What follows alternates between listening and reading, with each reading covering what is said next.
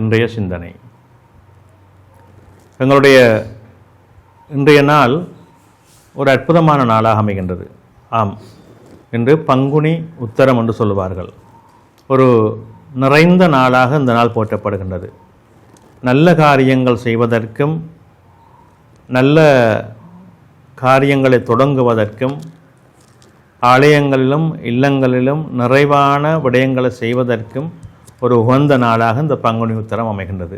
காரணம், இந்த பங்குனி உத்தர நாள் இறைவன் இறைவி, அதாவது எமது சைவ சமயத்தின் முழுமுதற் தெய்வங்களாக போற்றப்படுகின்ற சிவன் பார்வதியினுடைய திருமண நாளாக போற்றப்படுகின்ற நாள் இந்த பங்குனி உத்தரம். கைலையங்கிரியிலே நடைபெற்ற திருமண கோலம் மிக அற்புதமான ஒரு கோலம். அந்த காட்சியை காண தேவகணங்கள் பூதகணங்கள் என்று ஒரு கோடான கோடி ஜீவராசிகள் அங்கே கைலை மலையை தாங்கி நிற்கின்றன.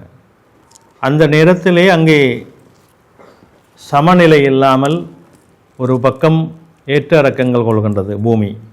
அந்த பூமியை தாங்கிக் கொள்வதற்காக மன வலிமையும் தவ வலிமையும் கொண்ட அகத்திய முனிவரை சிவபிரான் கட்டளை இடுகின்றார், நீ தென்புறம் போய் இரு, அப்போதுதான் இங்கே சமநிலைப்படும் என்று.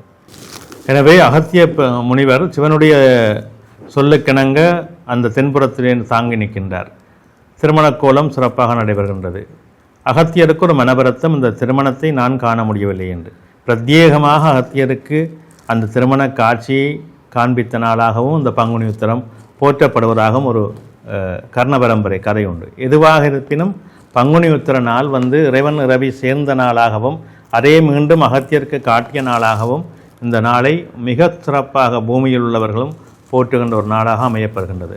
பல ஆலயங்களிலே இன்றைய தினங்கள் கும்பாபிஷேக நாட்களாகவும் அல்லது இப்போ தீர்த்த உற்சவ நாட்களாகவும் அமைகின்றன.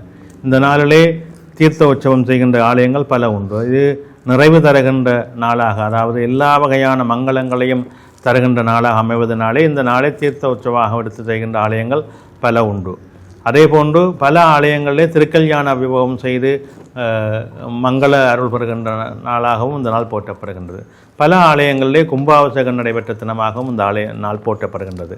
நிறைவு தருகின்ற மங்களம் தருகின்ற எல்லா விதமான சிறப்பும் தருகின்ற நாளாக இந்த பங்குனி உத்தரம் போற்றப்படுகின்றது. காரணம் என்ன என்றால், உத்தர நட்சத்திரம் உத்தம நட்சத்திரங்களே சிறந்த நட்சத்திரமாக போற்றப்படுகின்றது.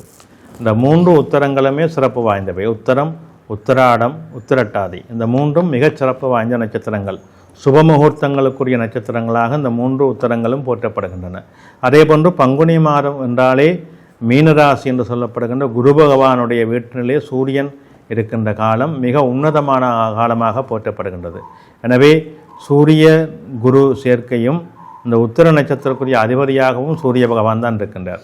சூரியன் தனது நட்சத்திரத்திலே தனது விருப்பமான மீன ராசியிலே சேர்ந்து நிற்கின்ற பொழுது இந்த அற்புதமான பங்குனி உத்தர நாளும் அமைகின்றது. எனவே எல்லோருக்கும் நிறைவேறுகின்ற இந்த நாள், இந்த நாளிலே ஆலயங்கள் தோறும் சிறப்பும் நிறைவும் தருகின்ற பூஜைகள் வழிபாடுகள் நடைபெறுகின்றன.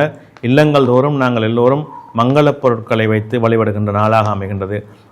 எல்லோருடைய இல்லங்களிலும் இன்றைய தினத்திலே பங்குனி உத்தர நாளிலே மஞ்சள், உப்பு போன்ற மங்களப் பொருட்களை சுவாமி அறையிலே வைத்து வழிபடுவதன் மூலமாகவும் உங்களுடைய இல்லங்களிலே உங்களுடைய மாங்கல்யம் தாலி அதற்கு குங்குமம் வைத்து வழிபடுகின்ற நாளாகவும் இந்த நாள் போற்றப்படுகின்றது. எனவே நிறைவு தருகின்ற அந்த பங்குனி உத்திர நாள் எல்லோர் மனதுக்கும் மட்டுமல்ல இந்த உலகுக்கும் நிறைவு தர வேண்டும் என்று பிரார்த்தி.